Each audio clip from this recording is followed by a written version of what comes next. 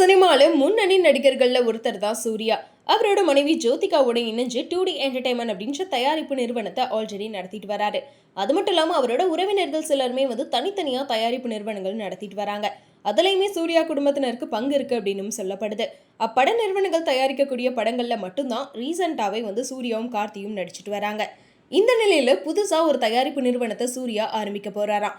லஹரம் studios அப்படின்ற பேர்ல அந்த நிறுவனத்தை ஏற்கனவே பதிவு செஞ்சுட்டாங்க அப்படின்ற மாதிரியும் தகவல் வெளியாயிட்டு இருக்கு. அதோட முதல் தயாரிப்பா மலையாள இயக்குனர் ஜீத்து மாதவன் டைரக்ட் பண்ணக்கூடிய ஒரு படமும், இரண்டாவது தயாரிப்பா ரஞ்சித் டைரக்ட் பண்ணக்கூடிய ஒரு படமும் தயாராகும் அப்படின்னு சொல்லியிருக்காங்க. இதுல முக்கியமான ஒரு விஷயம் என்ன அப்படின்னு கேட்டீங்கன்னா, இந்த 2 படத்துலயுமே நம்ம சூர்யா தான் ஹீரோவா நடிக்க போறாராம். ஏன்னா சூர்யா இப்போ ரீசெண்டாக தெலுங்கு இயக்குனர் வெங்கி அட்லூரி டைரக்ஷனில் தன்னோட 46வது படத்தில் நடிச்சிட்டு வராரு.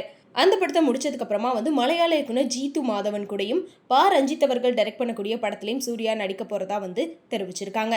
ஸோ அடுத்து இவருக்கு 2 படம் அடுத்தடுத்து வரப்போகுது அப்படின்னாலுமே இந்த வாடிவாசல் அப்படின்ற படம் என்னங்க ஆச்சு அப்படின்ற கேள்வி மக்கள் மத்தியில் இருந்துகிட்டே தாங்க இருக்கு. ஏன்னா வாடிவாசல் படத்துக்காக எல்லாருமே ரொம்ப ஆர்வமாக வெயிட் பண்ணிட்டு இருந்தாங்க. இருந்தாலுமே அந்த படம் ஒரு வேளை ஸ்டாப் ஆயிடுச்சா, இல்லைனா போயிடுச்சுக்கா, இல்லை தள்ளி போட்டிருக்காங்களா அப்படின்னு சொல்லி பல கேள்விகள் மக்கள் மத்தியில் எழுந்துட்டே தான் இருக்கு.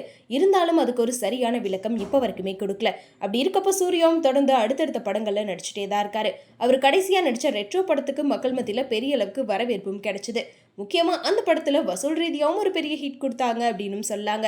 அதை தொடர்ந்து இப்போ பார்த்தீங்கன்னா அவரோட 46வது படத்துலையும் நடிச்சிட்டு வராரு. ஸோ இப்படி தொடர்ந்து பல ஹிட் படங்களை அவர் கொடுத்துட்டு இருக்க நேரத்தில் வாடிவாசல் படமும் வெளிவந்தா நல்லா இருக்கும் அப்படின்னு தான் ரசிகர்கள் எதிர்பார்த்துட்டு இருக்காங்க. ஸோ இதுக்கப்புறம் வாடிவாசல் படத்தை பற்றி ஏதாச்சும் அப்டேட் வருதா அப்படின்றத வெயிட் பண்ணி பார்த்துடலாம். அதே மாதிரி நம்ம சூர்யா அவர்கள் தொடங்க போகிற லஹரம் ஸ்டுடியோஸ் அப்படின்ற தயாரிப்பு நிறுவனத்தில் இன்னும் என்னென்ன படங்கள்லாம் அவர் தயாரிக்க போறாரு அப்படின்றதையும் வெயிட் பண்ணி பார்க்கலாம். ஸோ சூர்யாவும் எல்லாரும் மாதிரியும் நடிகர்லேருந்து இப்போ தயாரிப்பாளராக களமிறங்கி இருக்காரு. ஸோ இதை பற்றி நீங்கள் என்ன நினைக்கிறீங்க அப்படின்றத மறக்காம கமெண்ட்ல சொல்லிடுங்க.